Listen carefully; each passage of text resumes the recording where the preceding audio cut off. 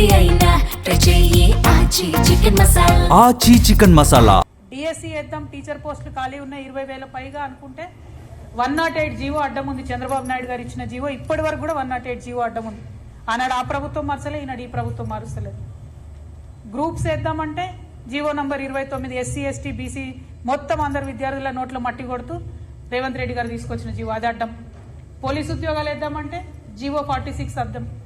గురుకులాల్లో ఉద్యోగాలు వేద్దామంటే జీవో 81 అడ్డం.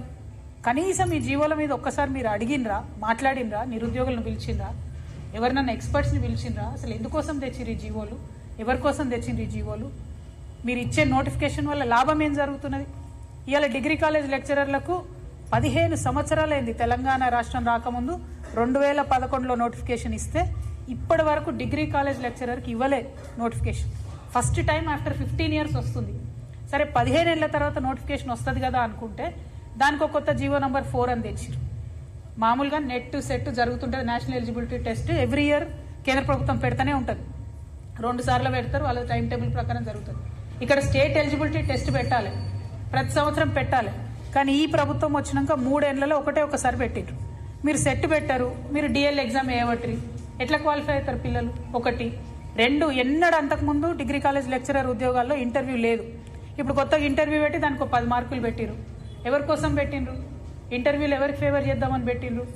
ఓకే, అది సరే 10 మార్కులే కదా అని విద్యార్థులు ప్రిపేర్ అయిదామంటే పిహెచ్డీకు 25 మార్కులను వెయిటేజ్ పెట్టిండ్రు. ఎందుకోసం 25 మార్కులు పెట్టిండ్రు పిహెచ్డీకి అని అంటే ఆన్సర్ లేదు. పోనీ పిహెచ్డీలు మీరు అడ్మిషన్లు బాగా బీభత్సంగా ఇస్తున్నారా అంటే అది కూడా లేదు. ఎక్కడ అడ్మిషనే లేదు, మీరు పిహెచ్డీ ఎట్లా పెడతారు ఎలిజిబిలిటీ? దానికి కూడా 25 మార్క్స్ పెట్టిరు. అంటే ఇది కేవలం ఎట్లయితే గ్రూప్ 1లో కొంతమందిని సెలెక్ట్ చేసుకోవడానికి కొన్ని సెంటర్లు వేసిరో డిగ్రీ కాలేజ్లో కూడా మీకు నచ్చిన వాళ్ళను, మీ నాయకుల పిల్లలను, కాంగ్రెస్ కార్యకర్తలను నింపుకోవడానికి మాత్రమే ఈ కొత్త జీవో ఇవ్వడం జరిగింది. ఇందులో ఎటువంటి అనుమానం లేదు. ఈ జీవో 4ని తక్షణమే రద్దు చేయాలి.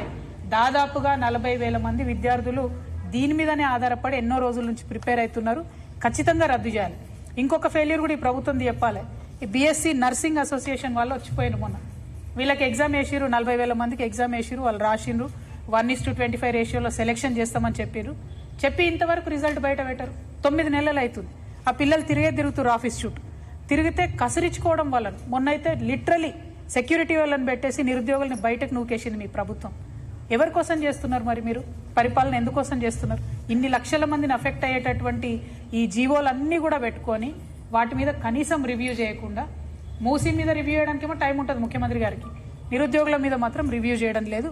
మేము ఇవాళ పాయింట్అవుట్ చేస్తున్నాం, 5 జీవోలు ఉన్నాయి ఈ రాష్ట్రంలో రద్దు కావాల్సినవి. జీవో నంబర్ 4 డిగ్రీ లెక్చరర్స్కి అడ్డం ఉన్నది. జీవో నంబర్ 108 టీచర్ పోస్టులు డిఎస్సీల కోసం అడ్డం ఉన్నది. GO number 29 SC ST BC పిల్లలకు డైరెక్ట్గా అన్యాయం చేస్తున్నది. పోలీసులో జీవో 46, గురుకులాలలో జీవో 81, ఇక మా ఆడబిడ్డలకు అన్యాయం చేసే జీవో 4. ఇవన్నిటిని కూడా రద్దు చేయాలి.